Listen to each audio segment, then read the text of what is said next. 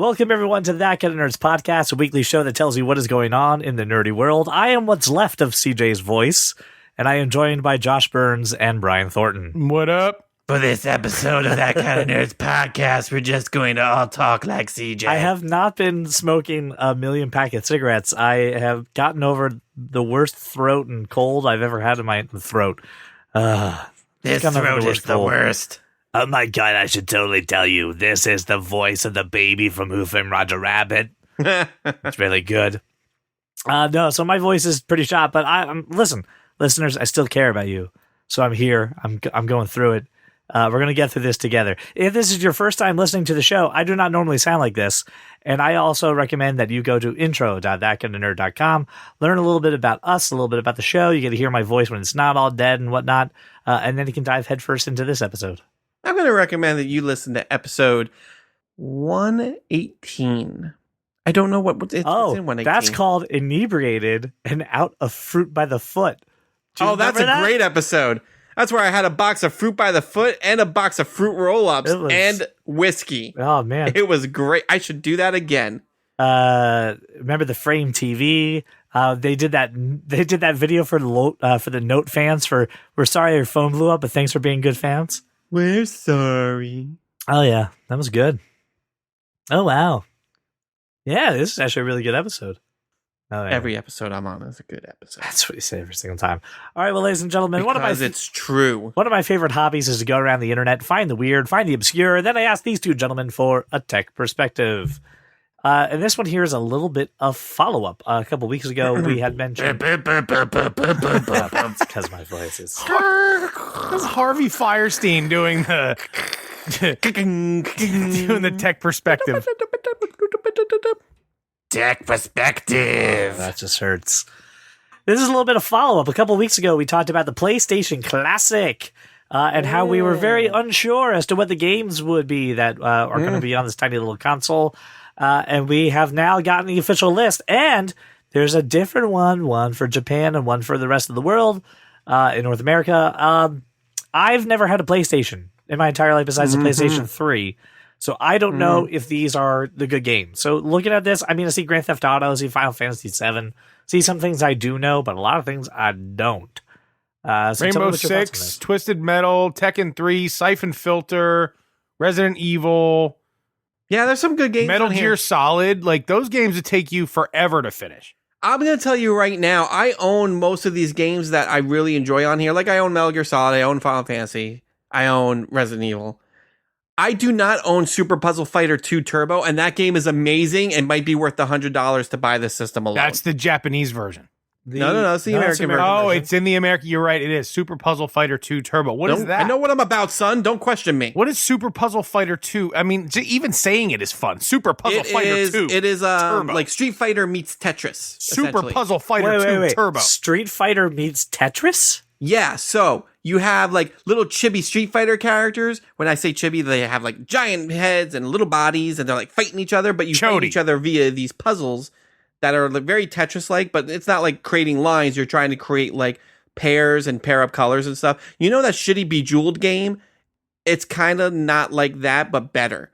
Wait. Let's chibi? Are we going back? Are we going? No. Let's repackage. Let's repackage what he said. It's kind of not like that, which means absolutely fucking nothing. Those words in that order mean nothing. It's kind of not like that. It's like that in the terms of you have to like match up like colors. It's not like that in the terms where you get like just a sheet of shit and you move stuff around. Like stuff is like falling from the top. So of the it's screen, a game like of segregation and violence. It is, and it's amazing, and I want it, and I can't find it. I will tell you right now, if I went on Amazon right now, let's see how much... Super Puzzle Fighter 2 Turbo. Puzzle Fighter Some of these 2 games Turbo. were on the wish list. I remember we talked about Twisted Metal needs to be on this, so I mean, they did a pretty good job. No, we talked more about Siphon Filter and Metal Gear. Yes, we did. Which were both, those two fucking games were the greatest, like, first, I want you to listen to this. Third-person shooters. I want you to listen to this. Super Puzzle Fighter 2 Turbo on PlayStation, on Amazon. Guess how much it's going for right now? $100. $139. What? Oh, called that shit. I'm so close. So this is why I will get a PlayStation Classic, is so I get this game. Because the PlayStation Classic is starting at $99, and it's coming out December 3rd.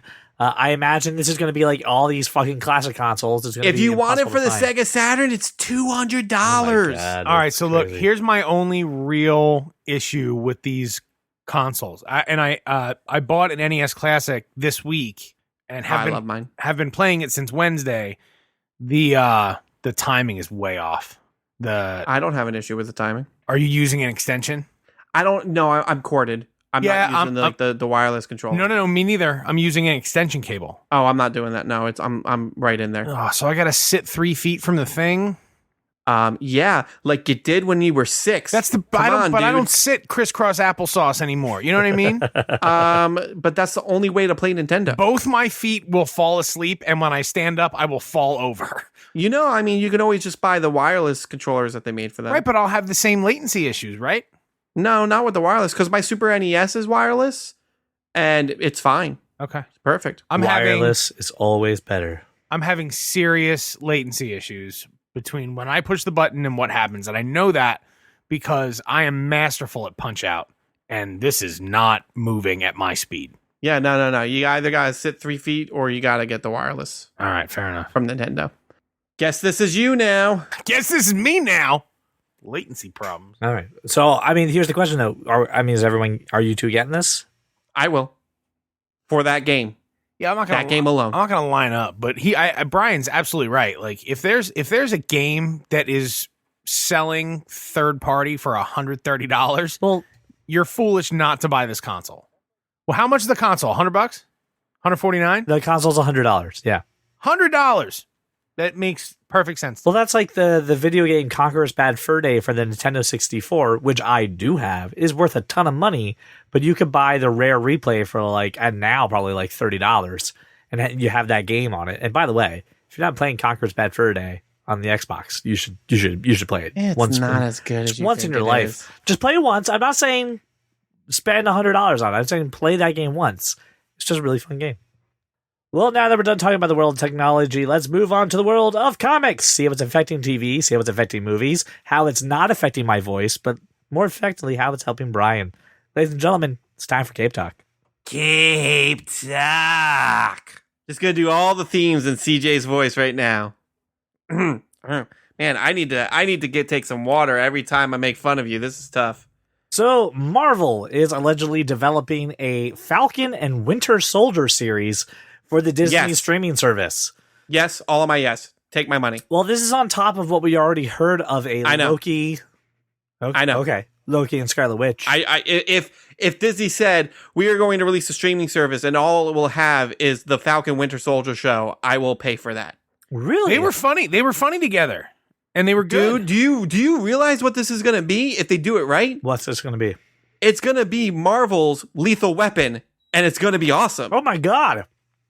I had not thought of it that way. All right, I mean, a bit. All right. It absolutely is. Don't give me that look. It absolutely temper my expectations because I'm now sold and I'm buying another streaming service. Josh, come on, you got the loose cannon who is got the tortured past, partnered up with the straight laced military dude. That's Lethal Weapon. My problem is that it's an actual tortured past and there's no like love lost or you know what I mean? Like don't know that. There's 70 years. It's 70 years of torture. You're absolutely wrong. There is a love loss. He's missing his arm. He's also missing Steve. First off. Secondly, there's 40 years of history with Winter Soldier that we have no idea about. At least 40 years. He was hibernating and being awakened by code words. Right. They kept on taking him out of cryo freeze to go do shit. You don't know what happened during those times. I like the angle. I don't think it's going to be that buddy cop, but I do see what you're saying. They are good together. I'm excited. Yeah. I think this is a great idea. I'm on board. Not enough for me to subscribe to a stream. Is this Scarlet Witch and Loki enough for you to subscribe? Those 3 different shows? I don't know. No? All right. I don't know. Well, then let's talk about something that you guys have subscribed to, and that is the DC Universe. Ooh, yes, I have. Because they have shown some very quick clips. Don't ruin it for me. I haven't watched the new episode yet. Of Doom Patrol. They just showed a clip of that. They showed the Doom Patrol in Titans this week on tonight's episode. I haven't watched it. You could just see the clip. I'm like, I haven't watched anything beyond episode 1. Oh my god, dude, you need to watch it. It's really dark. I'm gonna drive to Allentown and punch you in the throat. I hear you. It's just not what I'm in the mood for at the moment. Like I've watched so much other dark stuff. Did you? I was gonna say, did you just watch Daredevil and Punisher? That's the thing, right? I've watched so much other dark stuff. I don't want to add I just don't want to pile on. And I'm watching House of Cards because it's available today. So like my soul is already fractured. You know what I mean? Like I had to watch that Sandler special just to like bring my brain back. I'm watching Batman the Animated Series because I just got my HD Blu-rays in the mail. But going back to this clip, we have officially seen Robot Man, Negative Man, and Elastigirl, not related to the Incredibles, just happens to have the same name. Elastigirl has the weirdest plate of food. It's onion ring spaghetti, and then like sausage and a whole bunch of other stuff, and then she drenches it in brown gravy, and then when she digs into it, her face starts to like melt off for like it's the weirdest freaking clip. Did she have a stroke? You realize they're showing a scene from the Titans episode that I'm not watching that you would now just ruined for me. What? First off, how does that spoil anything from your Titan show? It doesn't spoil anything, but what if I wanted to see Elastigirl's face melt by myself on my own? Then you shouldn't be doing a nerdy podcast every week where we talk about this stuff. I sacrificed me watching Titans at a timely hour so I could do this. Oh my god. You're so ridiculous. I know, but I just love this show so much. I mean, is Titans really that good? Is it really? I really enjoy it. Because right now it's 1 out of 3 nerd recommending, but I'm void from this, so it's really 1 out of 2. Just do the 7-day trial and watch the 3-4 episodes. It's kind of what they're afraid of, right? Is people like me just coming in after it. And if you don't like it, end it. All right, we'll see. All right, let's talk a little bit about some more DC. Ewan McGregor has joined the cast of Birds of Prey as Black Mask. Good villain. Good actor. I'm completely unfamiliar with good. So, if you want to really quickly familiarize yourself with Black Mask, watch Under the Red Hood. Okay. Yes, played a big part in that story arc. Let's just say he leads with his face. You know what I mean? Like he's not the best planner. He's easily foiled. He's emotional, petulant. He's incredibly violent, and he's very strong, and he's got a good foothold in Gotham, but not in any way like cerebral. Doesn't play the long game. Gets beat all the time. Like, am I missing anything, Brian? No, you pretty much nailed it. He's just a standard-ass gangster. Standard-ass gangster. Standard-ass gangster. He's just a standard-ass gangster. In this doesn't need to be in the show. I just thought of this, and I can't believe I didn't send this to you, Josh. This is great. I just sent you this link that I found on Imgur of Jensen Ackles, who, for Halloween, dressed up as the Red Hood. He looks fucking baller. Look at these pictures. Yeah, I want this cast, like, right now. Who is this guy? He's the guy from Supernatural. He's also the guy who voiced Red Hood in Under the Red Hood. Yeah. Oh, okay. Yes, I like this very much. Holy shit, look at that outfit. I know, right? It's real. No, this is staying in the show. This is really good. So, CJ, you, I'm assuming, have not watched Under the Red Hood, the animated movie. I have not. Okay, well, you need to sign up for the 7-day free trial of DC Universe. Watch Under the Red Hood, the 4 episodes of Titans, and then... Can I use promo code That Kind of Nerd? No? Come on, DC! Get me something! Get us a promo code. You can't scream at DC with your voice like that. You know what? It's worth losing my voice to get the promo code. But then I have to finish the show, and I don't feel like it. Yeah, so, I mean, I would say definitely watch Under the Red Hood. And beyond that, I don't hate Ewan McGregor. I just don't know. Like, the guy's supposed to be, like, you know, super Gotham. I imagine this is obviously going to take some liberty with the canon of this character to make him a little more formidable for Birds of Prey. And you don't I mean, Ewan McGregor's not going to sign on to do a stupid role. My only worry is that is Ewan McGregor going to be okay with covering his face for an hour and a half? Because why not? He's not Black Mask if he doesn't wear the mask. What else is he doing? What else Christopher Robin. That's done, bro. Come on, dude. Yeah, nobody. I don't know what he's doing right now. Well, the Obi-Wan Kenobi. I don't have eyes on Ewan McGregor at this moment. For all I know, he could be eating a crumpet. The Obi-Wan... He's Scottish. He's not going to do that. The Obi-Wan Kenobi movie has been pushed back, right? So that's on hold. Every Star Wars solo movie has been put on indefinite hold. Right, so he's not doing anything.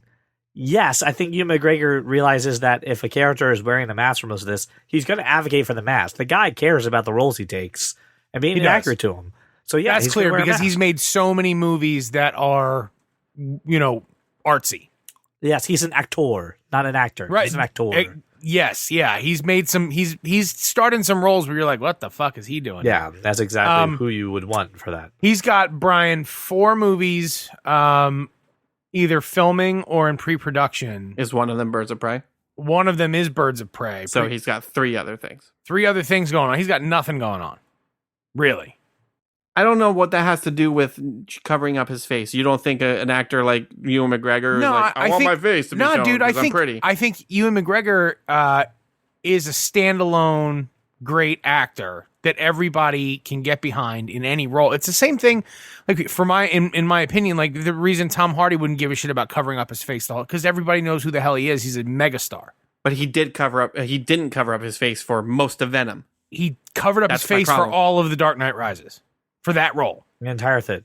Yep. For that entire role.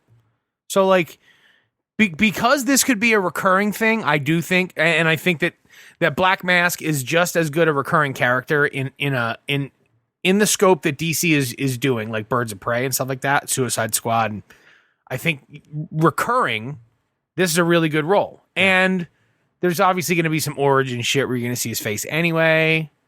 So who cares? I think that, and you bring up a good point, I think Tom Hardy has really set a standard for a lot of these actors who want to get into these kind of roles, that covering your face isn't I don't know who's playing that, but more of who the fuck is playing that guy?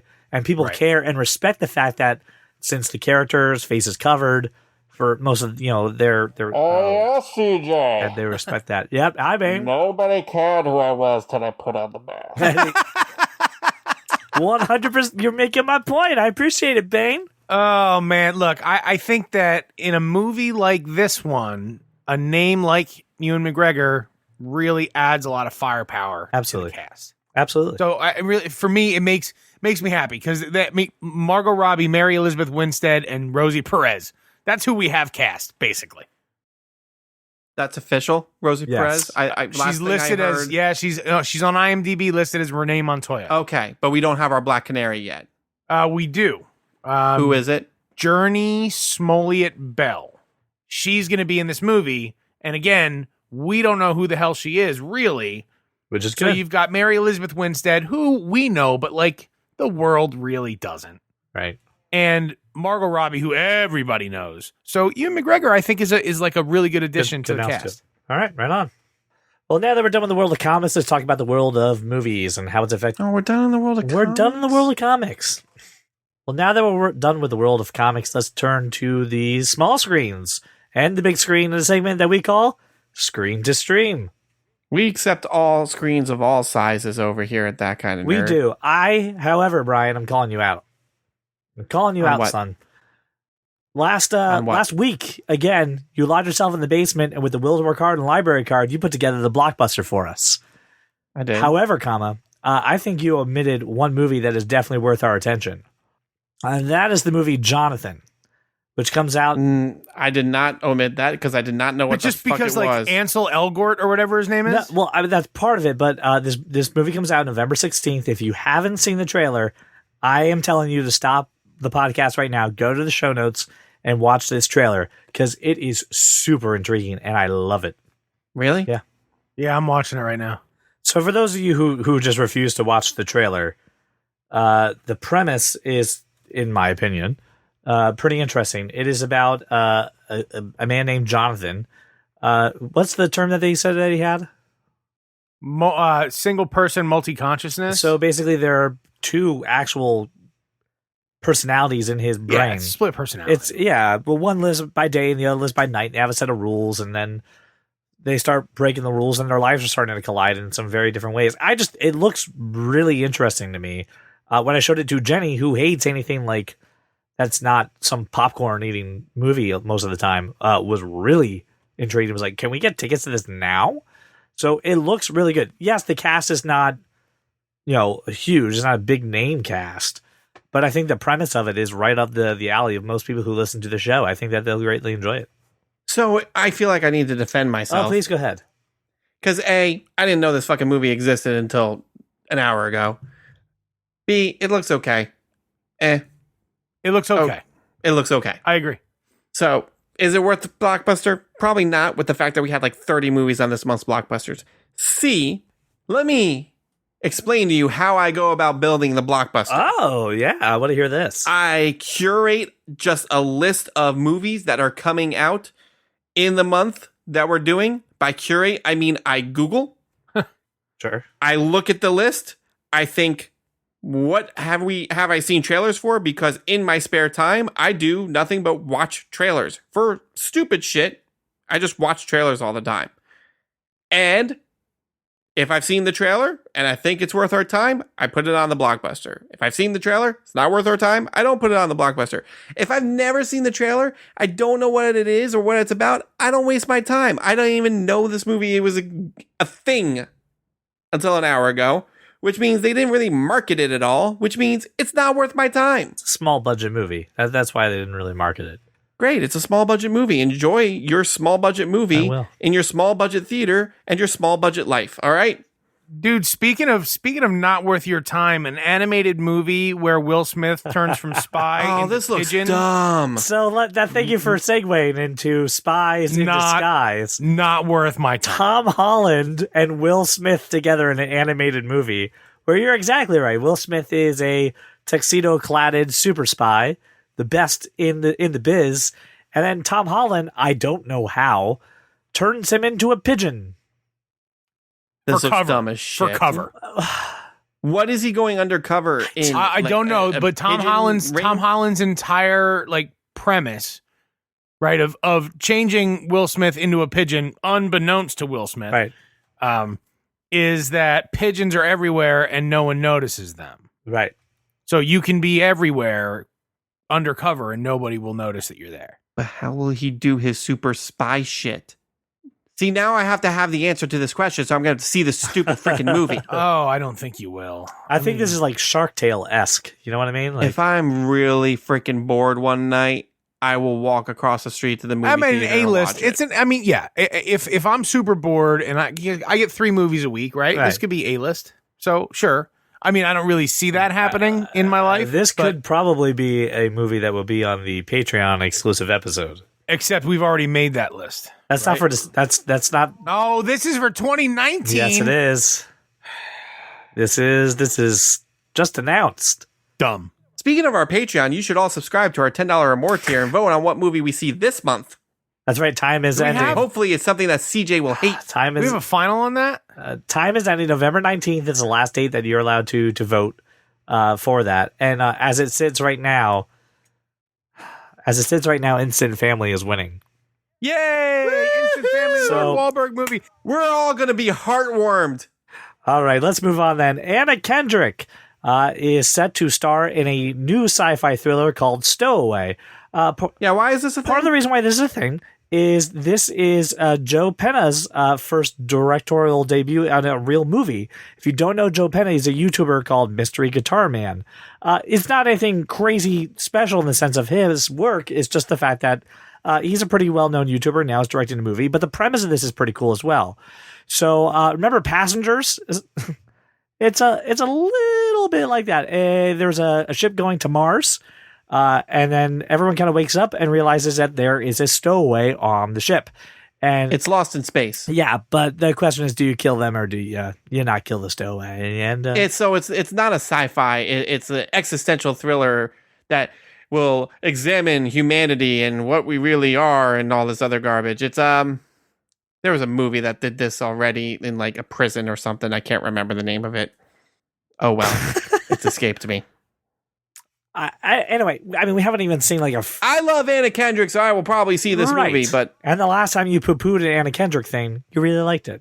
It was awesome. I didn't poo-poo. I didn't poo-poo Anna Kendrick. I poo-pooed the director. You poo-pooed the movie. Poo-pooed the which whole is movie. What I said. I poo-pooed the director. An Anna Kendrick movie. I did. I did see it, and I ate my crow already. Brian Evelyn Thornton. CJ Josephine Mellon. Henry Cavill. He saw some, He is a person, an actor, a glorious mustache. but apparently not of glorious fame, as we learned. He is not up. He is famous. He's not. Yeah, he's not as famous as Chris Hemsworth. We got. Oh my God, I'm not going to have this argument with you again. We got some footage of him, some like test footage of him from The Witcher, and everyone made Legolas jokes. You're probably the only person who's familiar with the source material. Any thoughts on this that we have to add? He looks like Geralt. Does he? Yay! Yeah, he looks exactly like him. You want me to send you a picture? No, people are saying they're missing the beard, the scar. Like he's not as. He didn't have the beard or the scar till Witcher 3. Like, listen, fuck, I'm just here relaying what the people say. Together. I'm just relaying what the people say. The people are dumb. You hear me? People are dumb. People say he looks very elvish and he looks like a rejected Lord of the Rings character. Yeah, of Rivia. He looks elvish, but he doesn't look. He looks. He looks okay. Look fine. He looks fine. Oh, these books have a cult following in Poland, Czech Republic, Hungary, Slovakia, Ukraine, Romania. This isn't going to be a priority for me. It has a cult following in Poland because the book is a Polish book based on Polish lore. But the reason it's popular in America is because of the video game. Yes. Let me ask the bigger question: are people making a mountain out of molehill? Are they just looking for shit to complain about, or any of their grievances legitimate? It's the internet. They always bitch about the stupidest things. Yeah, it looks just like him. That's great. I don't care. Yeah, I'm never gonna watch this Netflix thing. I'll watch it unless everyone tells me. No, are you gonna watch it? This is gonna be a priority for you. Really? This is the show. This is it. Not Doctor Who, which you're far behind on now. None of that stuff. The Witcher. This is what we're gonna prioritize. Right. We're gonna put this in front of. Well, no. First and foremost, I have to watch the Chilling Adventures of Sabrina, and then maybe I'll get to this. I can't do it. I can't. And then I gotta finish Castle Rock. I can't see her as anything but Sally Draper. Yeah, you get over that. I've never seen Mad Men, so we're good. I don't want to get past it. Like I'm fine with her right where she's My wife has watched the Chilling Adventures of Sabrina, and I've only caught pieces of it, and it looked okay. It's not my show. Like I'm not interested at all. But oh well. Okay, but we're gonna get a sequel to The Hitman's Bodyguard. Is what I'm reading. This is bullshit. Did you guys see this movie? Hell yeah, I saw this movie. It was hilarious. So fucking boring. What? I hated. The first one wasn't boring. Oh god, it was so boring. You saw everything in the trailer. Remember the rules that we talked about a bad movie? Remember the rules that we talked about? This was not. Remember the rules? It grossed $75 million. I get that. It made money. But again, so did Batman vs. Superman. If they just play it on the screen, they did the marketing job to get people in the seats. Sam Jackson, Ryan Reynolds. But the whole marketing Salma for Hayek. this movie was Sam Jackson, Ryan Reynolds. What was their character's name? Michael Bryce and what? Kincaid? I'm gonna pull that up on IMDb right now just to confirm. I was severely disappointed with this movie. I think that's crazy, Tom. And I'm real close to just saying pass. Not a hard pass. The Hitman's Bodyguard. Just pass. Ryan Reynolds played Michael Bryce. Nailed it. And Samuel L. Jackson is not in the top of the list for IMDb. What the fuck He was is that Kincaid about? For sure. Darius Kincaid. Hey. I didn't know the first. Yeah, I'll give it to you. Right but on. I've watched that movie probably 3-4 times. Oh, okay, that's why. No, this was once and done. I did not enjoy dude, it. this is a great flight movie. It's a great I got 90 minutes to kill movie. That was the thing. It was 90 minutes. The marketing was all about Samuel L. Jackson and Ryan Reynolds just dicking around on set, not the movie. Fine. Right? And it just was like it wasn't good. I did not enjoy this movie. I'm very bummed that there's a sequel. I'm sure it made a fuck ton of money, so why the hell not, right? Kind of like the you know who's not 75 million domestically. It's just like the 180 worldwide. Just like the Pirates of the Caribbean. That is in the article. It's happening. I don't know why, but it's happening. Well, I bet you Ryan Reynolds and Samuel L. Jackson are not bummed because they get paid again. Yeah. To do things. Absolutely. This movie was fine. I don't know what your problem is. Get your stick out of your rear end. It's really boring. And there were crude jokes that were not funny at all. CJ, listen, whoever lozenged a stick up your ass, you need to get it removed. Selma Hayek is in a prison cell complaining about her cellmate, and then they just have her randomly fart in a corner. Made her cellmate stand in a corner all the live long day. It was hilarious. Which was funny. Listen, then the fart comes in to undermine users, it. IMDb users, 147,000 votes, give this movie a 6.9, and it has like a 40% Rotten Tomatoes, which I'm fine with. Yeah, I'm not fine with 40%. You're not fine with 40%? That's fine. No, I've seen utter garbage 50%. Well, yes, but I've seen great movies lower. So I like you and I, we just talked about this earlier today. We did. With the Rotten Tomatoes shit. I don't buy into it. Yes, look, something certified fresh, that's great. Wonderful. However, some shit that is, below that 40, 50% mark, really, really good movies. So I don't put a ton of credence in that as much as I do the user scores, viewer scores, and certainly the IMDb scores, generally give you a better outlook. I don't put a ton of credence in it either, but what I take into more consideration is Metacritic, right? And Metacritic gave it a 47 based on critics, it's and a 6.5 on users. Same as Rotten Tomatoes. Give me the user. 6.5 sounds about right. I'd give this movie a 6.5 out of 10 for sure. And I'm definitely part of the 4% that says this movie was bad. I knew you would probably like it. This movie is not about me. I'm not about it. Oh, it's hilarious. Just give me all the Ryan Reynolds and all the Sam Jackson all the time. Give me the outtakes. Can they both just curse at me? For a day? I'll sit in a chair and they can just scream insults and curse words at me all day. I would pay to see that, not gonna lie. All right, ladies and gentlemen, the other thing that we need to do that we haven't done in a while is give a topic, a product, a movie, whatever, the third degree in a segment that we call did it 2 weeks the ago. Nerd Degree. It's been a while. 2 weeks is a while. Microsoft is aiming to transform your phone into a fully fledged gaming console with the dumbest accessory I think I've ever seen. It's basically you cut an Xbox controller in half and then stick it onto your phone. You know what Microsoft also failed at? Everything? An actual gaming console. Okay. Yes. Okay.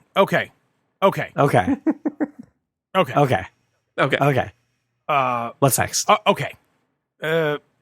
This is what we've been asking for, though. We've been saying, if you make our phone gaming tactile, we'll buy into it. We've been asking for this for, years. I'm not saying Microsoft did it right, but they've got the right idea. And every single of those phone attachment things that say they're tactile, they're not. They're not as tactile as they should be. Look, if they do it sort of right and they make the right games available, like for instance, I would buy all the EA Sports 2K Sports games on the App Store and play them on my phone because they're cheap on the App Store. And I could play them on my phone with however much this accessory is, $50, whatever it is. I mean, I'd be willing to pay that. So yes, make my phone gaming more tactile. This looks like something I could easily pack in my laptop bag. Yeah, be fair, this isn't an official product yet. This is a research thing that they're working on, and they actually made a research paper available for it. And the vision is to make mobile gaming way more realistic to a console. So there's a smaller attachment for a tablet, a bigger one for a phone. But the problem that we have with all these, Josh, because like you said, these things do exist, right? There are other companies. Yeah, but the ones that exist are not at all portable. Right. They're oddly shaped. And they you have to clip your phone. Yeah, in. you have to look up like it's not. It's actually like a 10-inch huge device. It's not like a small. Yeah, it's like a selfie stick with a control at the end of it. It's huge. This is more like a PSP Vita or something like that, right? It's meant to be held. But the problem that we always have with this is it's the games that come out for it. They're usually watered down, or they're not the games that you want. If it works with any game I purchase on the App Store, then this would take up valuable space in my bag. But what about this though? If the games have this kind of control to it, they have to be developed beyond just a normal mobile game. They have to be, have some development inside of it. How much is too much then for a game that's compatible with this? Are you paying $20, $30 for a game like this? Are you paying $40? I mean, depending on the game, I would pay up to $19.99. Let's say we put Madden on this. I'd pay $20 for Madden. Would you pay $60? No. Again, I don't have that much time. Right. This is just something I would do in flight, something I would do to kill a little bit of time. This is not. No. Brian, let's divorce this from the fact that it's Microsoft for just a moment, right? You absolutely love the Nintendo Switch. I do love my Nintendo Switch. And it's a great design for a portable gaming console to go out in the world. It absolutely is. And you're the biggest advocate of mobile gaming being more tactile. I am. And yes. I think you were a person who had a PlayStation Vita, right? Did you have a Vita? I did not have a Vita. I have a 3DS. A 3DS. All right. So, I mean, you've been a fan of handheld gaming. Is this something that will make it better? Is this something that's going to help the portable gaming industry, or is this just a pipe dream? I'm very wary. It has to. The problem is any game that I want to play, like any game that I would want to play, has to be played through like an emulator of some kind. And I'm not so sure anything like this would work with an emulator. So probably got to work with a specific set of games that I would have to buy or download. And I don't think that it's going to be compatible with anything that I would want to play. And at the other extreme, like I don't need this shit to play Temple Run or Pokemon Go. I don't need it because it's built for a touchscreen. So let's say we have the ecosystem down, right? These are games specifically developed for this Microsoft-esque controller, right? It's got maybe a property that you want. Maybe you play Halo, right? Maybe that's available, or Destiny, or something's available for this.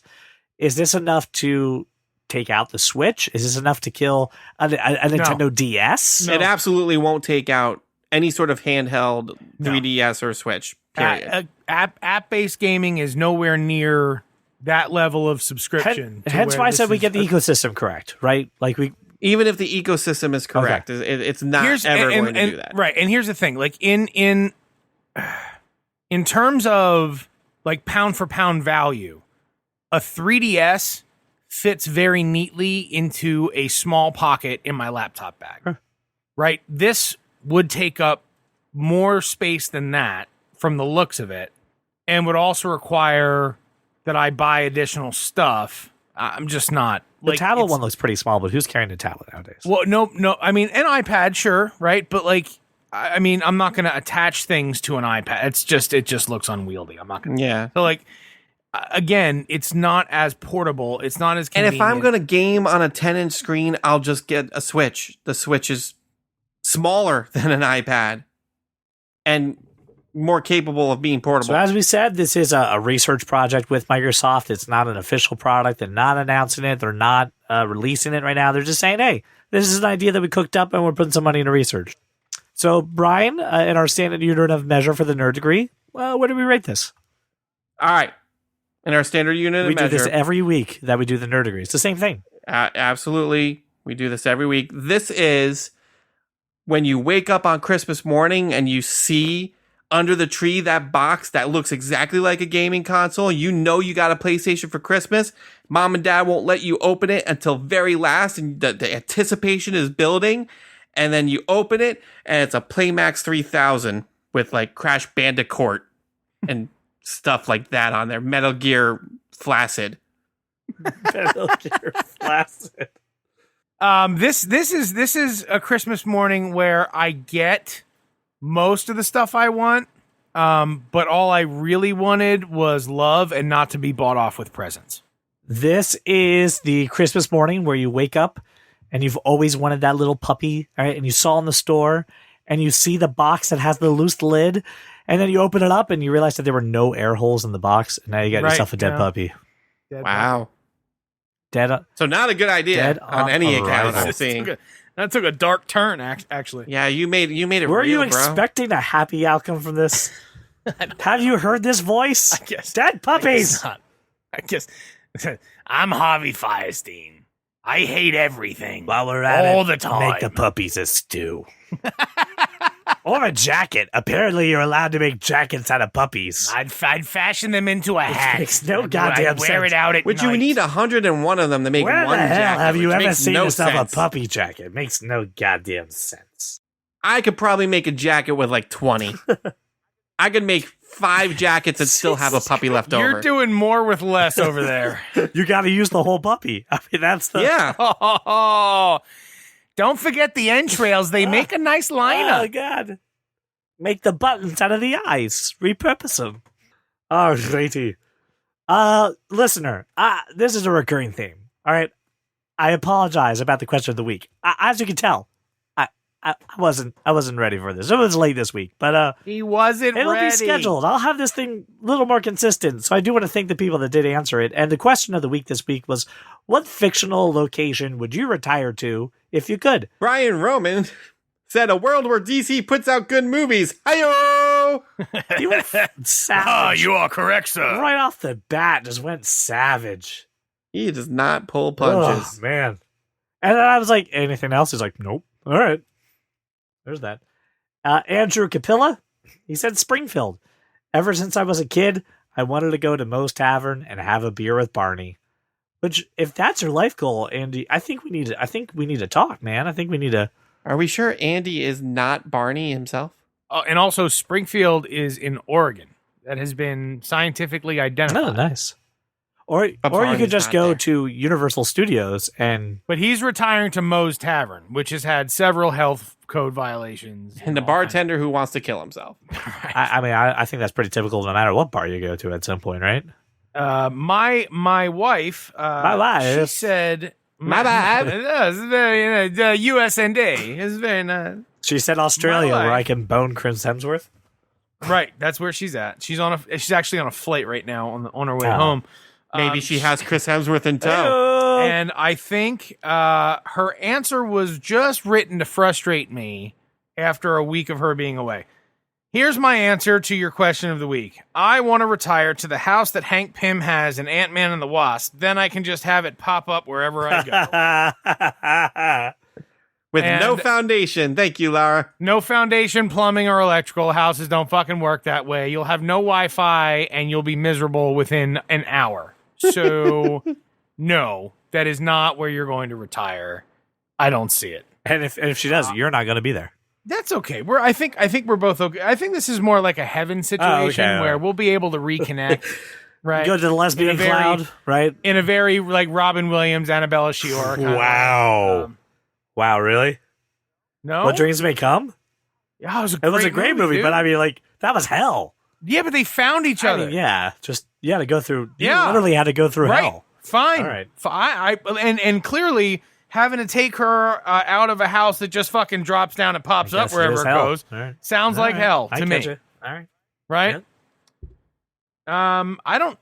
Fictional is Hawaii fictional? Could I go there? Like everybody says, that seems pretty nice. I don't think that's fictional enough.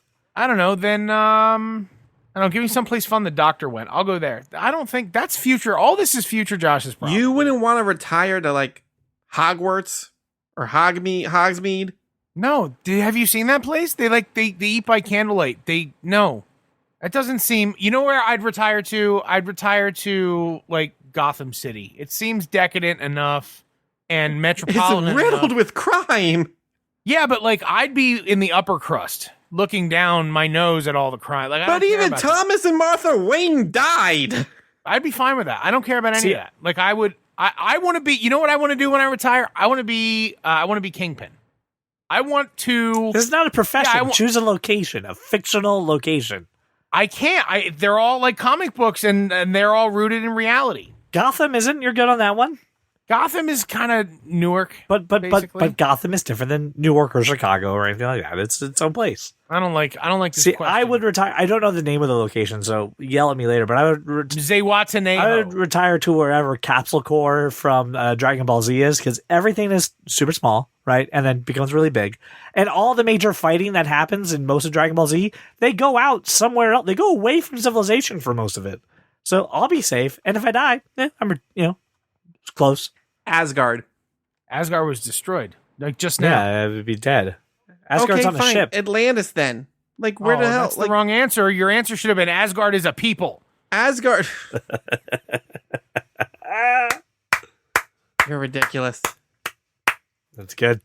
Asgard, I get to hang out with a bunch of Norse gods and drink mead and eat food all day. Sounds amazing. Until it blows up by a big fiery. That's fine. Half the people got out. I'll be one of them. Yeah, but then half of that half died. That's okay. I'll still survive. I'm hanging out with Valkyrie. Really she got out. All right. Well, ladies and gentlemen, before Rivendell, I'd go. That's where I'd go. Where? Rivendell from the Lord of the Rings. Okay. Yep. with all the elf peoples. With all the douchebags who think they're better than everyone. That's where I want to be. Have you met Josh Burns? That would be perfect. He'd fit right in there. What about going to like the special elf city, like away from Middle Earth that Frodo goes to at the end of the series? But we never saw that. I don't know. No, we didn't, but I'm sure he doesn't know the real estate there. But I don't know what it looks like. I'm sure it looks like Riverdale on crack. I can hang out with Hugo Weaving and Liv Tyler in Rivendell. Okay. I can win her heart. It'd take some time, but I would do it. No, you can't. She married Aragorn. Well, I can convince her that he died. It'll be fine. Hey, if he can convince Chris Hemsworth to have a threesome with him and his wife, he can convince her. Yeah. Rivendell sounds like the place that Chris Hemsworth would hang out to. Oh, and Asgard. I'm hanging out with Chris Hemsworth in this scenario. All right. Well, ladies and gentlemen, we are going to talk about Daredevil Season 3. So if you haven't seen it, I want to thank you for listening to the show. And I want you to share it with a friend because sharing is the ultimate internet currency. And we thank you for your donation. Thank you so much for making us your walk around your neighborhood or your drive to work or your pleasurable jet ski run. We appreciate you listening to That Kind of Nerd, and we will see you all next week. But stick around for Daredevil Season 3, because we're going to talk about it right now. Well, welcome to the club, because you are that kind of nerd. All right, it's right meow, which means your spoiler warning is done. Let's talk about Daredevil Season 3, which was better than Season 2, but I don't know if I would say better than Season 1. Are you fucking kidding me? It was the best Marvel series on Netflix to date. Okay. It is the best season of Marvel Netflix television. I would actually even say maybe the best season of Netflix television to date. No. What would you put above it? House of Cards? Yeah, for sure. Season what? 1. I'm one for sure. Nah. But dude, I would have given you season 2, not 1. Okay, 2. I don't give a shit. I said House of Cards. Let's figure there is something better out there. But this is the best, and it's better. This season was better than all of the small Marvel movies. Yes. Better than Ant-Man, better than Ant-Man and the Wasp. Right? Not the AAA titles. Yes. It's just better. Yeah. Okay. I'm not going to argue with you. I told you that. So we're good. Now, I finished it way before you guys did. I got so sucked in. Yeah. I will say that unbelievable. This is definitely a series that you're just like, you're sitting there going, I can watch one more. I don't need 6 hours of sleep, and then it's no, I can work on. I don't 5. need 3, and then it's I don't need to sleep. Who fucking needs sleep?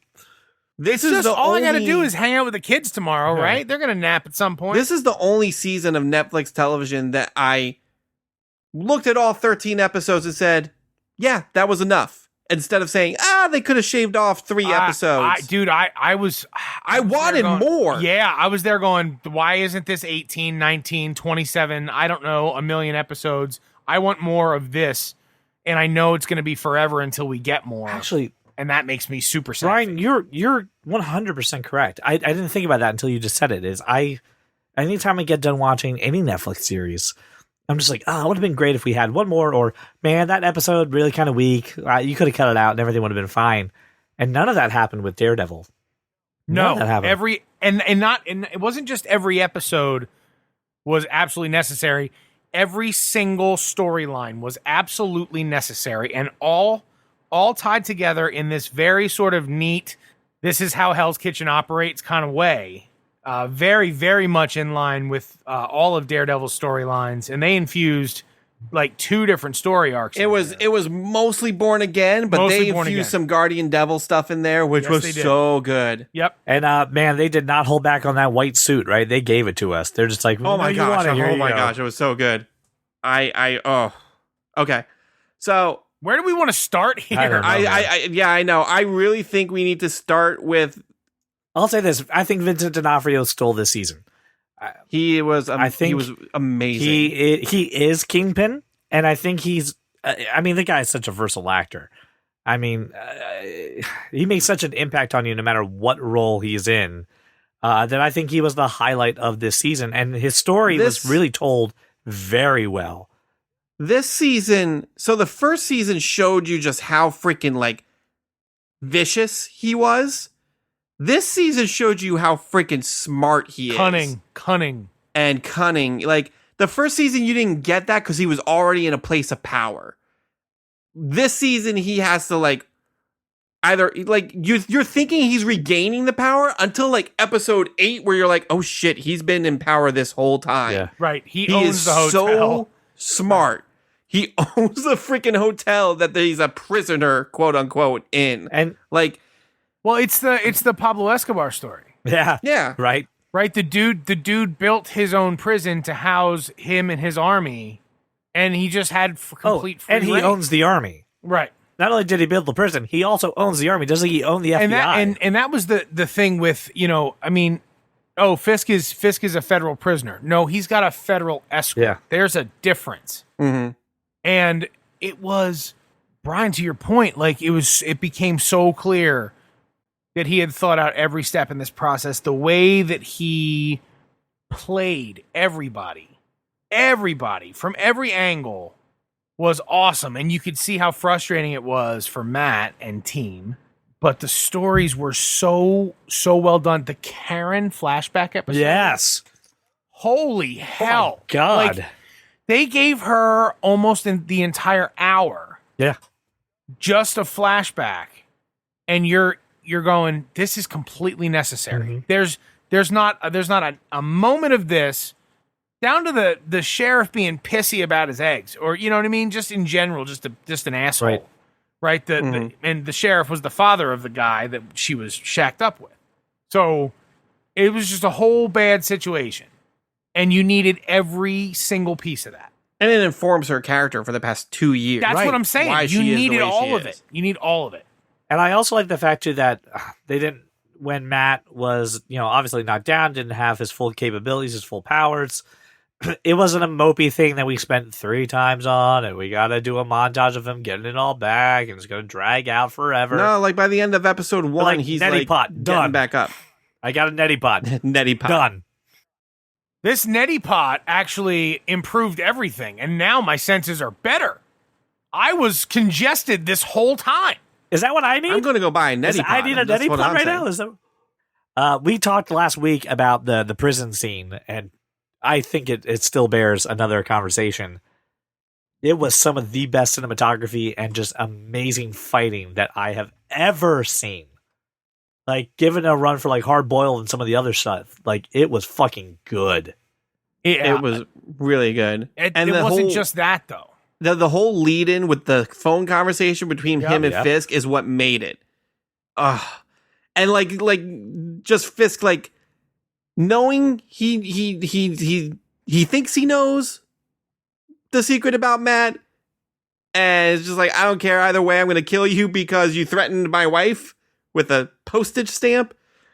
Oh my gosh, that scene was so good. Anyway, that entire fight scene was amazing. Highlight of anything ever in my entire life ever. I mean, outside of big life events. I really need more comic book movies to do these single shot fights. I mean, it would blow me away. And knowing that literally was a single shot, I'm at a loss for words. How often does that happen? Not often enough, I'll tell you that much. Can we talk about, I mean, obviously we'll talk about Matt in a second, but can we talk about, he's never given the name Bullseye, but Bullseye. Dex? Yeah. Dex. By the way, Yeah. please clarify something for me, because I'm sure that both of you know this. Is his name really Poindexter? Yes. Oh my God. Yes. Ben Poindexter, yeah. Ben Point. My wife was just like, this can't be his real name. I'm just like, it's probably his real name, because they're using it not in any kind of like context. So yeah, that's his real name, is Agent Poindexter. Okay. He was so, his whole story was so good. Oh. Yep. And just, like, he's just so threatening. He is just like, he is the physicality that Kingpin can't be in a one-on-one with Daredevil. And just the way Kingpin just uses him and just points him in the right direction is just so good. And his entire, I love how they would have certain shots where it looks like he was like kind of trapped in his head, and he was like, you could feel yourself like going that buzzing crazy. sound, like a bee That buzzing. buzzing Yeah. sound. Oh. That it would build and build and build until you're like, what the fuck is that? And then at that point you realize Oh, fuck. he's also all up in his head too, and the show has somehow driven me fucking crazy. As crazy as this guy. Which is awesome. I also appreciate the fact that he was not a invincible fighter. When he went up against Matt, when it became a close quarters fight, Matt is obviously a way better brawler than anybody fucking is, and he would beat the shit out of him. But as soon as any distance was put between him, it was then objects being thrown at him, and Matt can't do anything about that.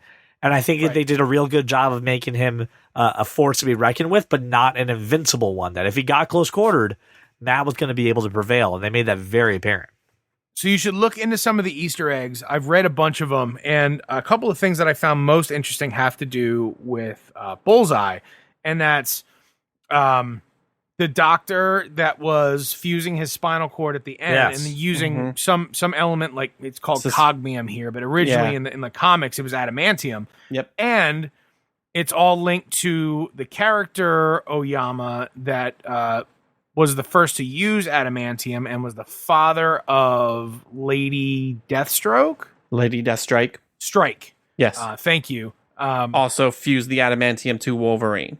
Right, and what you're exactly right. So like you've got that Easter egg, which was really, really, really cool.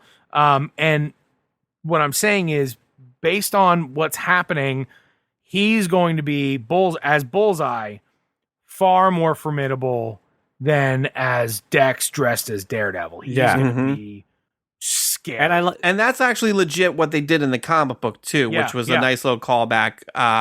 In the comic book, after Bullseye kills Elektra, Daredevil is fighting him, and they're fighting up on top of a skyscraper. Bullseye falls, Daredevil catches him, and they exchange words. Pretty much Bullseye saying, "You're never going to let me die, so why don't we just cut out the charade?" And Daredevil is like, "I'm just going to let you go," and just drops him. And that's how he breaks his spine in the comic book. Yep. And then it's fused with adamantium so that he can walk again. But and speaking of other... It was nice. It was really, really cool callback. And speaking of other Easter eggs, obviously one that was pretty obvious was the hat that he wore when he was in Little League. Having the bullseye actually on it. The bullseye on it. Callback to the costume itself. I like the fact, too, they didn't try to explain the fact that he's got really good aim. We just accept it. Just yep, that's the thing. Yep. He's just always at it. That's what it is. And they set it up in the world where you're like, oh yeah, totally believable. Like I really get it. And I do appreciate the fact that he wasn't called Bullseye and that he was in the Daredevil costume for most of it. Also, it's nice to see the Daredevil costume. That's another Easter egg, is that Bullseye often dressed up as superheroes to cause trouble. That's fucking awesome. Yeah, and I mean, I really had nothing bad to say. I was sad to see that. Oh God, I'm sorry, I forget his name. The guy who made the costume. John. You mean Melvin Potter? Melvin, yeah, with Betsy. Yeah, the Gladiator. Right, yeah. Yes, it was sad to see. It was sad to see him go. He just got arrested. He's not gone. He's not gone. Well, he wasn't. No, he'll be back. He will come back. He wasn't in the freezer with Julie. No, that's not him. Oh, he just got arrested. I'm sorry. I thought he was in the freezer. So did I. But even if it was him, there will be some situation by which he comes back. All right, cool. Right on then. Because and I say that for a couple reasons. He's actually a decent actor. Yeah, that's what I'm saying too. It was really good. And then they revealed a lot of the Gladiator characteristics in the fight between Matt and Melvin. Him grabbing the buzzsaw. The buzzsaw, exactly right. So like, there's a lot of Gladiator there. So much Gladiator that he can't not come back. Okay, good. Yeah, I thought he was in the freezer, so I was. And if didn't Betsy die? No, Matt goes to her and says, "Just so you know, so the FBI has Melvin, and you need to get out of the country." Right, but now Matt has caused her to leave him, and now that makes him unstable and probably will lead to. And there's Gladiator. I also appreciated the getting Matt's family and getting their story together, seeing his father as a boxer and and his mom. When Father Lantham said Matt knows, and she just broke down, I was like, oh my God, this is the saddest cry I've heard in I don't know how long. Like a woman that had just in that moment broken because her entire life has been just put on display. Right. That was heartbreaking. And she was a hard ass. Like Sister Maggie was a hard ass, and you knew why and what you get it. But like the fact that in that moment all that melted away and she was just exposed. She's just a raw nerve, and now she's gonna have to change her whole life, dude. That was an incredible scene. And it was just a 60-second blurb in the show, but it was so powerful. Rant over. No, perfectly fine. No, that entire relationship was really good. I didn't even have a problem talking to Ghost Dad. I had no problem with Ghost Dad. No, I love those scenes. Those scenes where he's talking to Kingpin in his head and talking to his dad in his head are so good. Yep. So well done. Because you're just like, oh, Matt, if I could help you. Like, because you just know, like, it's just this is how he thinks about himself, and it's incredibly like for the viewer. If you had never watched Daredevil before, you know exactly who Matt Murdock is through those inner monologues. Well, and you just see his state of mind and just the spiral that he's gone down. Since all of this has began, and knowing just how far he's fallen. And what he's going to have to do to like gain that back. Like I was like, I remember like watching the first couple episodes and seeing it go down this path and thinking, oh my gosh, if he never puts on the Daredevil suit, I'm going to be pissed.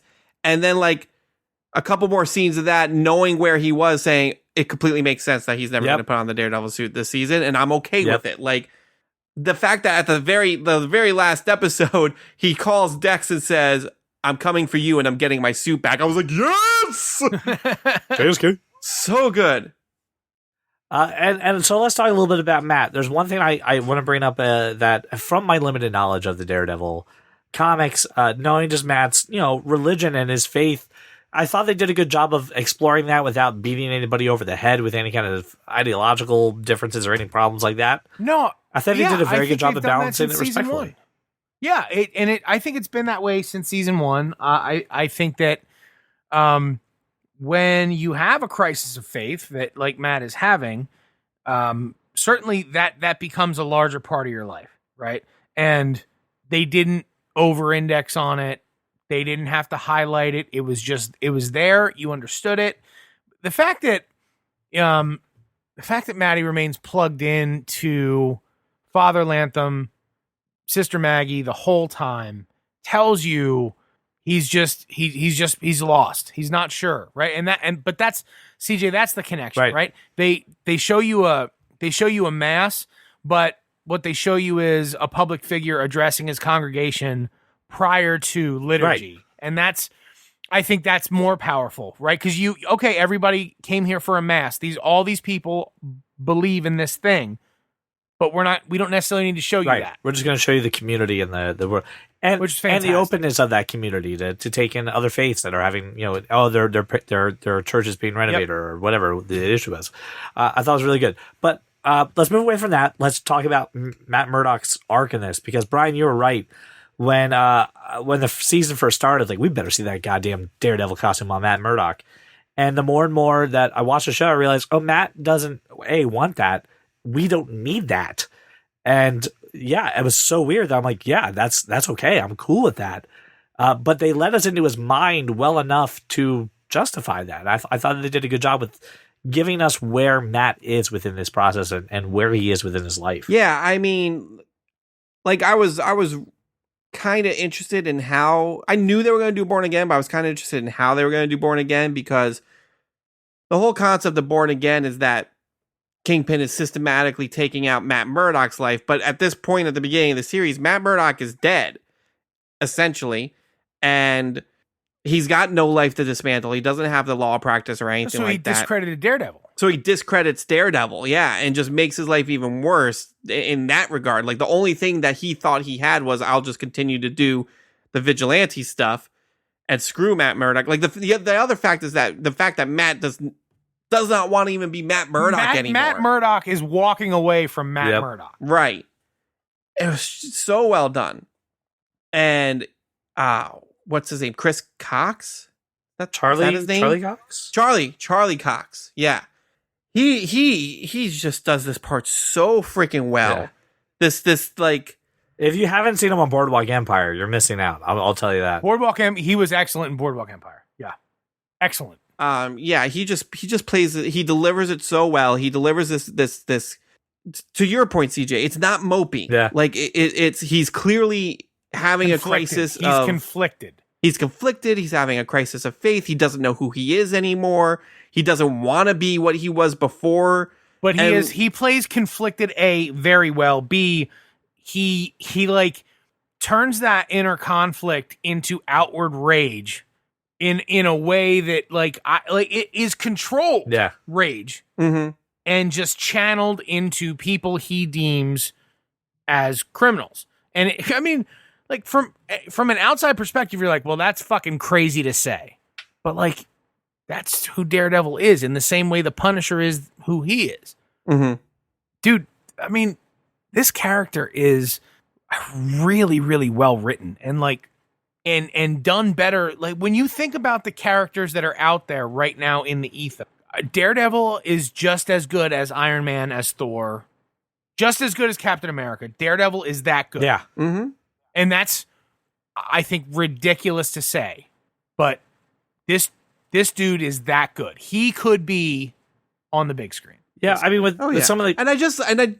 And I love the metamorphosis his character goes through by the end of the season, where he's not the same Matt Murdock, even though he's like accepted the fact that, hey, I do need people close to me. I can't do this alone. I'm going to continue to be a lawyer. Like, but he's completely different. Like, you can tell through his performance. Like, he is so well done. But to your point, Josh, like, as much as I would love to see him on the big screen, like, the reason this character works is because we have 13 hours a season. Oh yeah, and you're absolutely right. I wouldn't want to compromise 13 hours for 2 ever. Right. Not of this show. It's so deep. There's such a big world being built around it, and now we get to infuse probably more Punisher, more this season of Daredevil. I think because there were mentions of Jessica Jones. Because, you know what I mean? There were mentions of other characters. Mm-hmm. This adds fuel to the Netflix Marvel fire.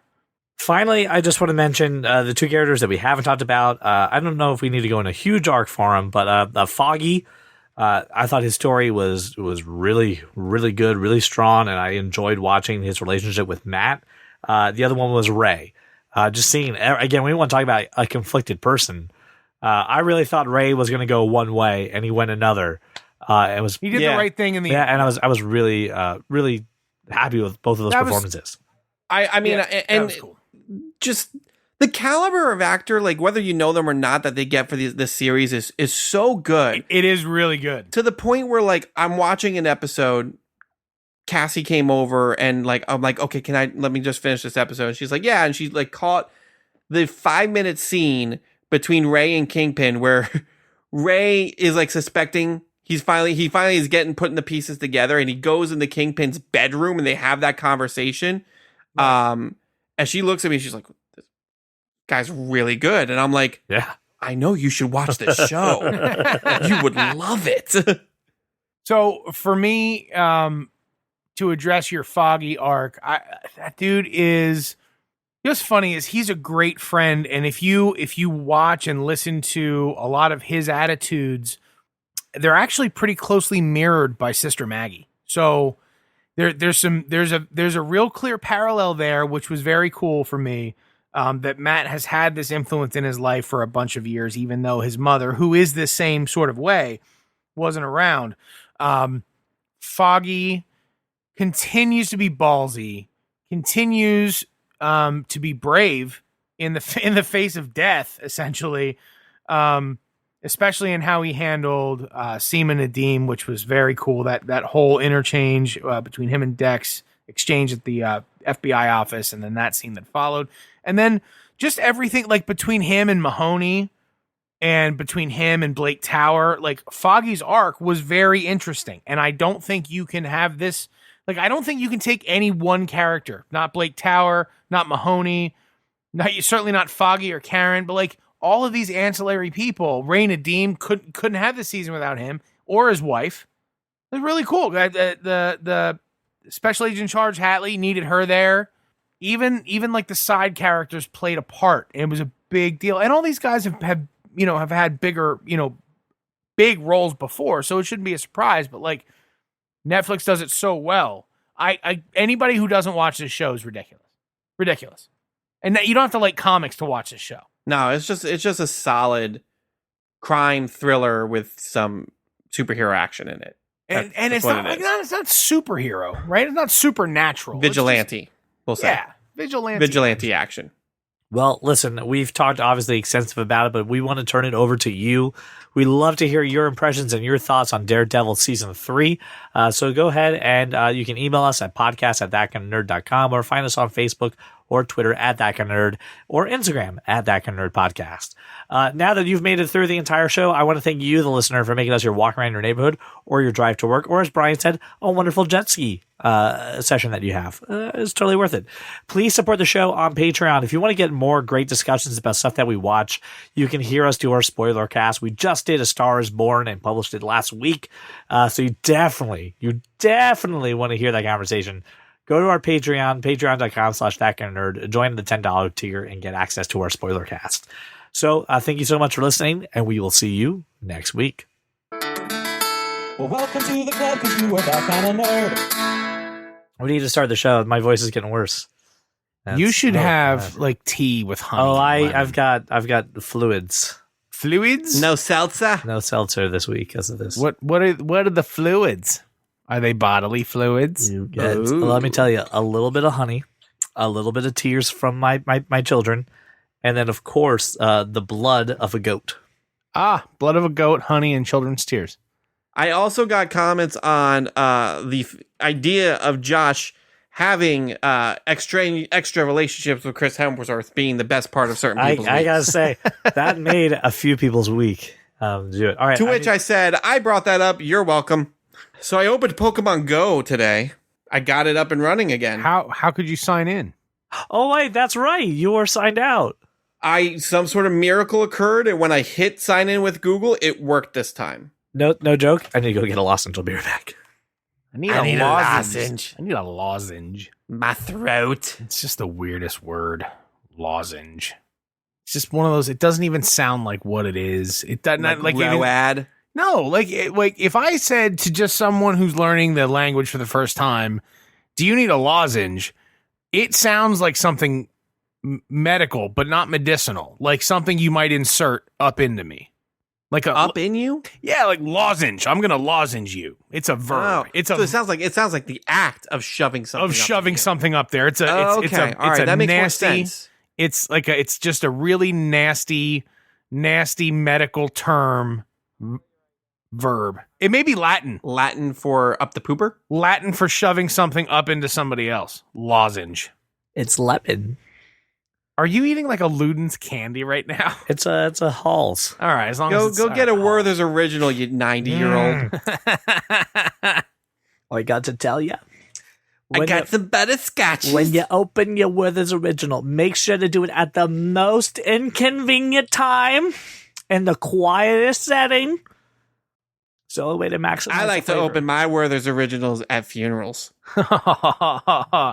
He's not even attending. He just goes in there to open his Werther's. I just go to funerals. That's the only place I can open them. He pulls over. You know, like the end of Wedding Crashers, over at a funeral home. He walks in, opens his Werther's, pops it in his mouth like triumphantly, and then walks the fuck out of the funeral home. Oh my God, you killed me. I just keep going up and down graveyards, just waiting. No, just don't bother. It's over. You got it. It won. Yeah, my shit is somewhere in this closet. I don't know where it is. It's lost. I open my Werther's at funerals. Title of the episode. Maybe while I wait for Josh, I'll catch this oddish.